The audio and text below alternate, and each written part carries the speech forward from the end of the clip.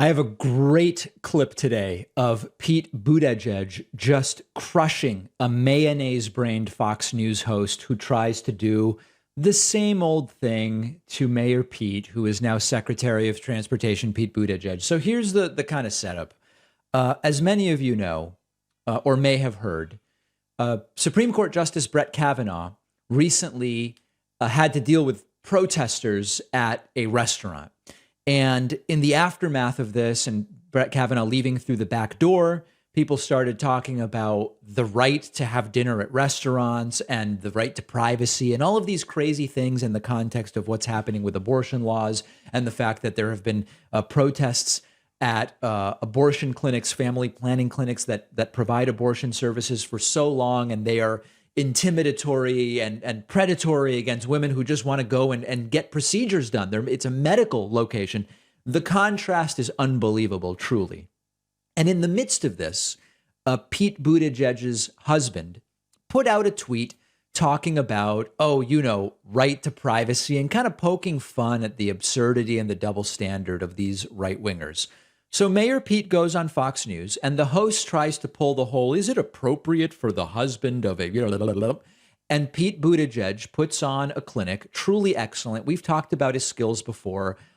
It's hard to find a time where he goes on Fox News and doesn't humiliate the host and the entire apparatus of Fox News. So let's just jump into it, and we'll talk about it as we watch it. Your husband tweeted after Justice Brett Kavanaugh left a Washington restaurant due to protesters. The tweet reads, sounds like he just wanted some privacy to make his own dining decisions. Whoa. Is that appropriate, sir? Look, when public officials go into public life, we should expect two things. One, you should always be free from violence, harassment, and intimidation. True. And two, you're never going to be free from criticism or peaceful protest, people exercising their First Amendment rights. Okay. And that's what happened in this case. Remember, the justice never even came into contact with these protesters. Reportedly didn't. That's an important thing. He became aware that they were out front and he left through the back door. See or hear them. And these protesters are upset because a right, an important right, that the majority of Americans support was taken away. Not only the right to choose, by the way, but this justice was part of the process of stripping away the right to privacy. As long as I've been alive, settled case law in the United States. And listen to the Fox host trying to interject. Has been that the Constitution protected a right to privacy, and that has now been thrown out the window by justices, including Justice Kavanaugh, who, as I recall, swore up and down in front of God and everyone, including the United States Congress, that they were going to leave settled case law alone. So yes, people are upset. They're going to exercise their First Amendment rights. And as long as that's peaceful, that's protected. Compare that, for example, to the reality that as a country right now, we're reckoning with the fact that a mob summoned by the former president. All right, well, let me follow up, Mr. Whoa, don't make that. Don't go into that direction, Pete, please. United States Capitol for the purpose of overthrowing the election and very nearly succeeded in preventing the peaceful transfer of power. But I think common sense can tell the difference. But as a high-profile public figure, sir. What's funny is Pete spent 90 seconds explaining why the question is ridiculous, and the host just basically repeats the question. Are you comfortable with protesters protesting when you and your husband go to dinner at a restaurant?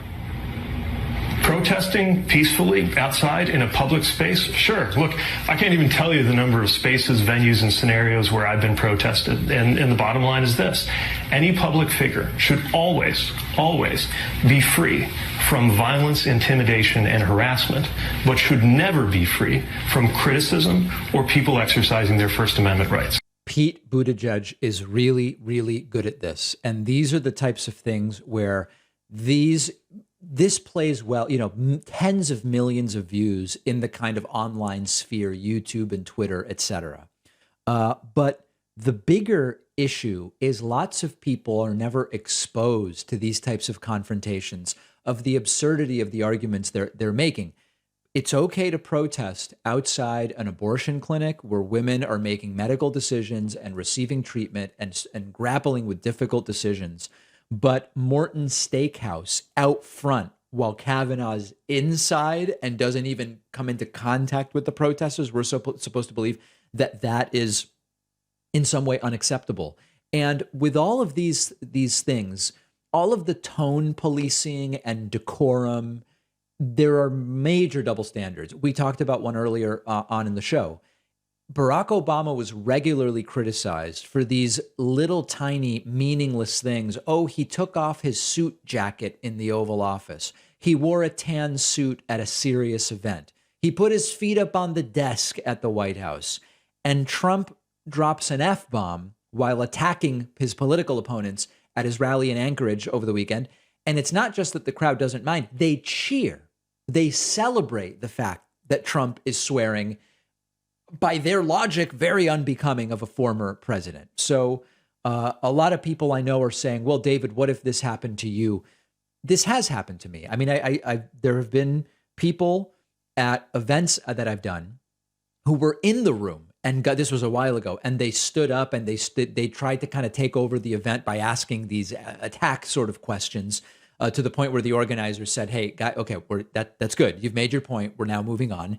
At a restaurant, I believe it was last summer, I told the story of an anti-Semitic confrontation, and it was not someone coming up to me and saying, hey, David, I know your show, and I disagree with you about your take on the Israeli-Palestinian conflict, and I'd love to talk to you about my perspective. That would be fine. Let me have my dinner, and then we can talk about that. No, it was a screaming imperialist Jew bastard at me from across the room while I'm with my friends having dinner. And hey, you know what? It's not comfortable, but what is the argument? That it's illegal, or what exactly is it that they are saying? Oh, well, it's the appropriateness of the husband of the Secretary of Transportation supporting protesters who Kavanaugh never even came into contact. Come on, guys, give me a break. And so Pete doing an excellent job. He would be, again, I'm talking here about optics and skill. He would be a very reasonable presidential candidate. Now more well-known than he was last time around. I find him very interesting, highly skilled, and he did an excellent job there. One of our sponsors is Immi. Hands down, some of the best ramen noodles I've had. Just like any instant ramen, you pop Immi into the microwave or on the stovetop for a few minutes and it's ready to go. But what makes Immi different is that it is packed with 21 grams of protein, lower in sodium, 100% plant-based, with 18 grams of fiber for digestive health, and it tastes excellent.